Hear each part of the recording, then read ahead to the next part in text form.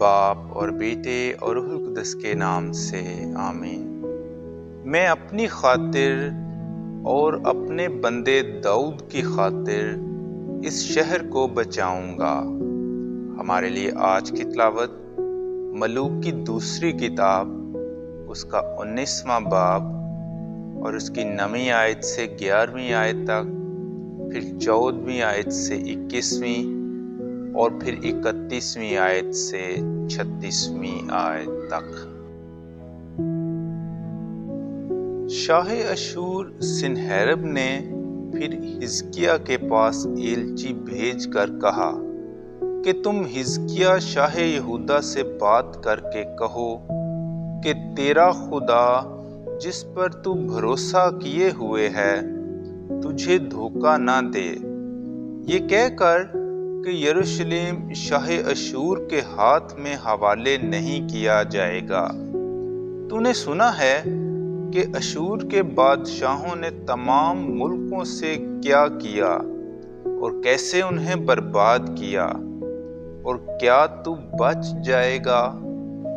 تب حزقیہ نے ایلچیوں کے ہاتھ سے خط لیا اور اسے پڑھا، پھر خداوند کے گھر میں گیا اور حزقیہ نے وہ خط خداوند کے سامنے کھول دیا، اور حزقیہ نے خداوند کے حضور دعا کر کے کہا، اے خداوند اسرائیل کے خدا، کروبیوں پر بیٹھنے والے، تو ہی اکیلا زمین کی سب مملکتوں کا خدا ہے، تو نے ہی آسمان اور زمین بنائے۔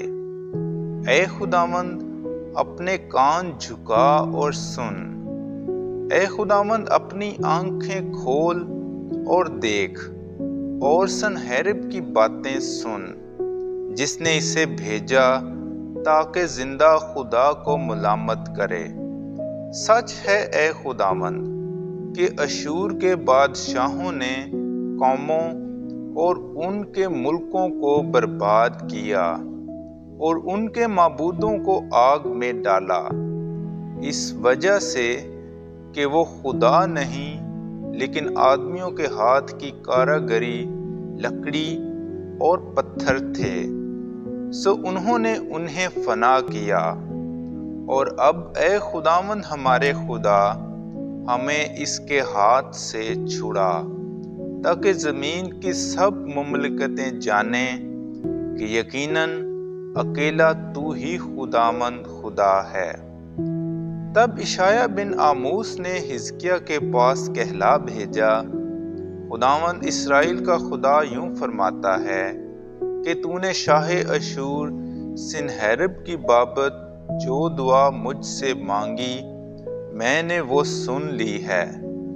یہ وہ کلام ہے جو خداوند نے اس کے حق میں فرمایا کہ صہیون کی باکرہ بیٹی نے تیری تحقیر کی اور ہنسی، اور یروشلم کی بیٹی نے تیرے پیچھے اپنا سر ہلایا، کیونکہ بقیہ یروشلم سے اور بچ رہے ہوئے کوہ صہیون سے باہر نکلیں گے۔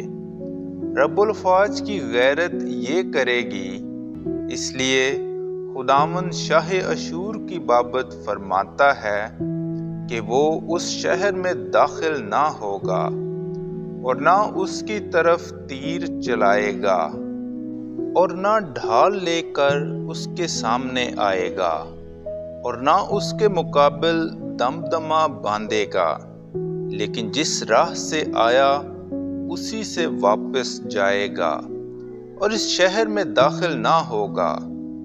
خداوند فرماتا ہے، اور میں اس شہر کی حمایت کروں گا اور اپنی خاطر اور اپنے بندے داؤد کی خاطر اسے بچاؤں گا۔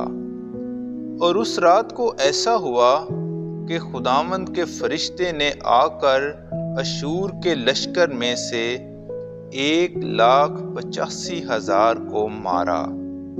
تب شاہ اشور سنہیرب نے کوچ کیا اور واپس چلا گیا اور نینوا میں جا رہا۔